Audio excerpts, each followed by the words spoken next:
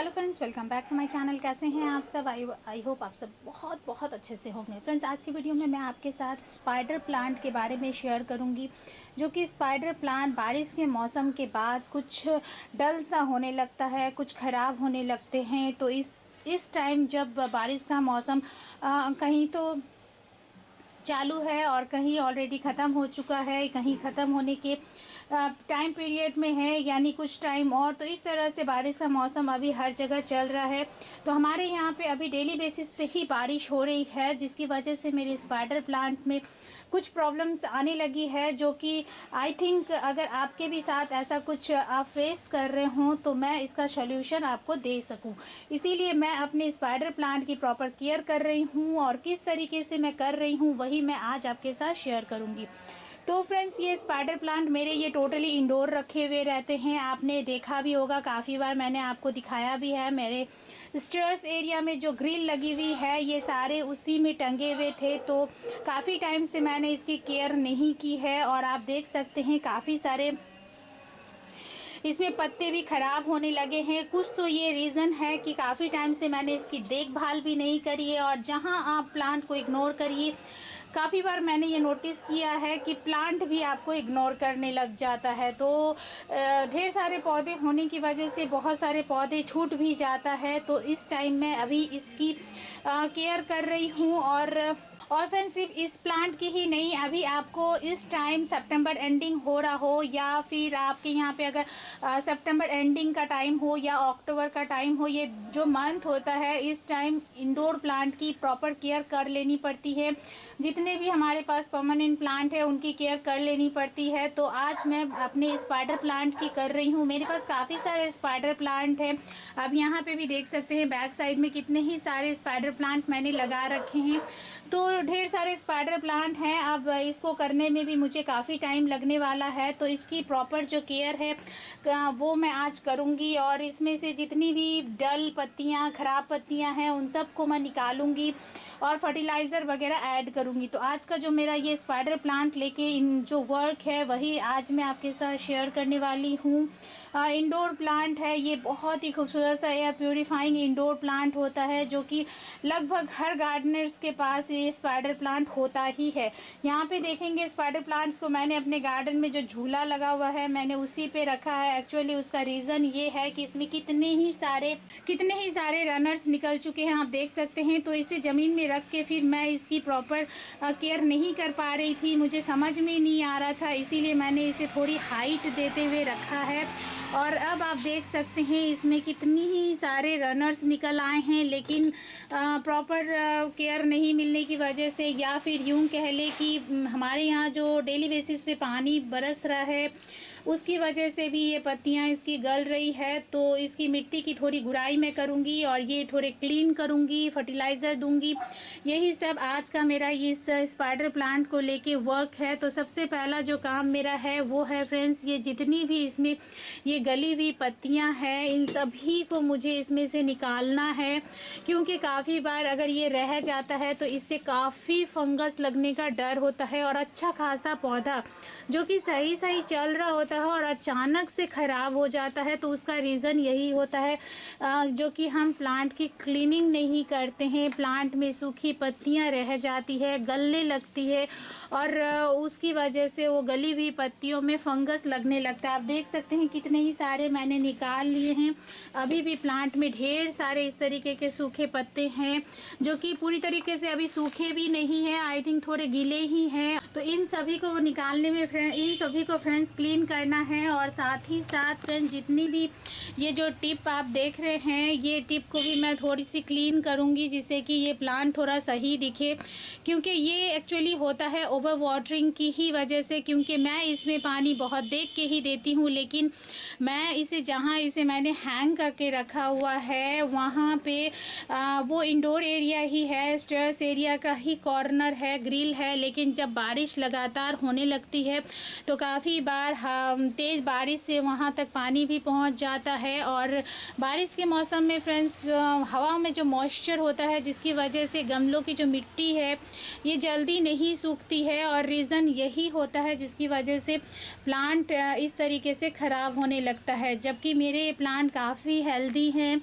अभी तक तो काफ़ी अच्छी तरीके से ग्रो कर रहा है और मेरे पास जितने भी स्पाइडर प्लांट है सब अभी बहुत अच्छी तरीके से ग्रो कर रहे हैं और आगे ये ख़राब ना हो और अच्छी तरीके से इसकी ग्रोथ हो, इसके लिए प्रॉपर जो केयर है वो मुझे अभी कर लेनी है। अगर आपके साथ भी स्पाइडर प्लांट में ऐसा ही कुछ हो रहा है तो जल्दी से आप भी स्पाइडर प्लांट की प्रॉपर केयर कर ले, उसकी क्लीनिंग करना, उसको फर्टिलाइज़र देना, उसकी मिट्टी को गुड़ाई करना, ये सारे ही काम हमें कर लेने हैं। तो सबसे पहले मैं इस तरीके से इसको क्लीन करूँगी, उसके बाद फ्रेंड्स मैं इन पौधों की गुड़ाई भी करूँगी और साथ में इसमें थोड़ी थोड़ी मात्रा में मैं वर्मी कंपोस्ट भी ऐड करूँगी और इसी से मेरा ये प्लांट अच्छी तरीके से पूरे विंटर सर्वाइव भी करेगा और अच्छी तरीके से ग्रोथ भी लेगा।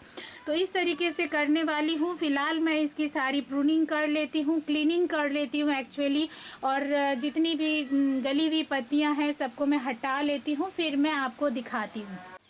तो फ्रेंड्स आप देख सकते हैं स्पाइडर प्लांट की जितनी भी डेड लीव्स थी मैंने सब क्लीन कर दी है। अब स्पाइडर प्लांट मेरे जो हैं ये एकदम से क्लीन दिख रहे हैं, देख सकते हैं काफ़ी सारे पत्तियां मैंने निकाली हैं।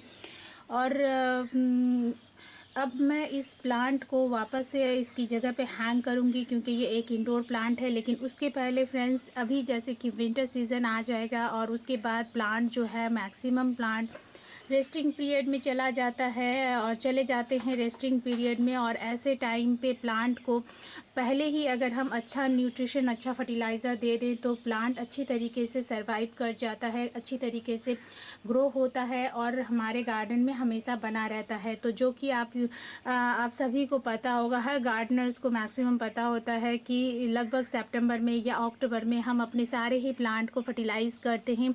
इन सारे ही प्लांट में फ्रेंड्स हमारे इंडोर प्लांट भी आता है और इंडोर प्लांट में लगभग 2 बार हमें फर्टिलाइज़र देना होता है। एक बार या तो आप फरवरी और मार्च में दीजिए या फिर आप एक बार और फ्रेंड्स एक बार सितंबर अक्टूबर में दिया जाता है। तो ये जो सितंबर अक्टूबर का मंथ है, सितंबर तो ऑलरेडी ख़त्म हो ही चुका है, अब आ रहा है अक्टूबर का मंथ। तो आपने अगर अभी तक नहीं किया है तो आप कर लीजिए, जैसे कि मैं अभी करने वाली हूँ। तो मेरे पास ये जो 4 प्लांटर देख रहे हैं और भी मेरे पास काफ़ी सारे स्पाइडर प्लांट हैं तो सबका ही मैं करने वाली हूँ। तो फ़िलहाल ये 4 प्लांटर जो आप देख रहे हैं, तो इन चारों प्लांट को मैंने जैसे नीट क्लीन कर लिया है। अब इसमें मैं डालूंगी फर्टिलाइज़र। तो आप देख सकते हैं मैंने लिया है यहाँ पे वर्मी कंपोस्ट हो या पत्तियों की खाद हो या गोबर खाद हो, अच्छी तरीके से डिकम्पोज किया हुआ अगर खाद होगा तो प्लांट को कभी भी कोई नुकसान नहीं होता है। इस चीज़ का हमेशा ही ध्यान रखिए। इसलिए जब भी फर्टिलाइज़र ऐड करिए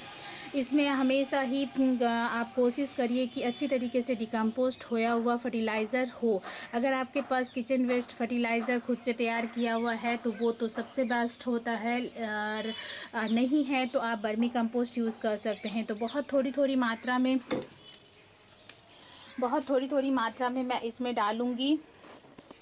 तो एक हाथ से फ्रेंड्स मैंने कैमरा को पकड़ा है इसीलिए थोड़ी दिक्कत हो रही है। तो थोड़ी थोड़ी मात्रा में फ्रेंड्स मैं इसे इसमें डालूँगी और डाल के फिर मिट्टी को हमें गुड़ाई कर लेना है जिससे कि वो अच्छी तरीके से इसमें मिक्स हो जाए।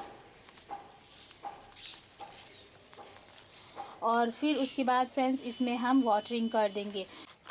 तो फ्रेंड्स वाटरिंग करने के लिए मैंने लिया है पानी। अब इसमें फ्रेंड्स हमें किसी भी तरीके का थोड़ा सा फंजीसाइड पाउडर ऐड करना है क्योंकि बारिश जब ख़त्म होने लगती है तो उसके बाद फंगस अटैक बहुत जल्दी होने लगता है। मिट्टी में काफ़ी तरीके से कीड़े मकोड़े भी पैदा हो जाते हैं। तो बहुत थोड़ी सी मात्रा में फंजीसाइड पाउडर मैं इसमें ऐड कर रही हूँ। आपके पास जो भी है आप वो ले सकते हैं। तो मेरे पास साफ़ फंजीसाइड है तो इसी को मैं डाल रही हूँ और इसी से मैं अब वाटरिंग करने वाली हूँ।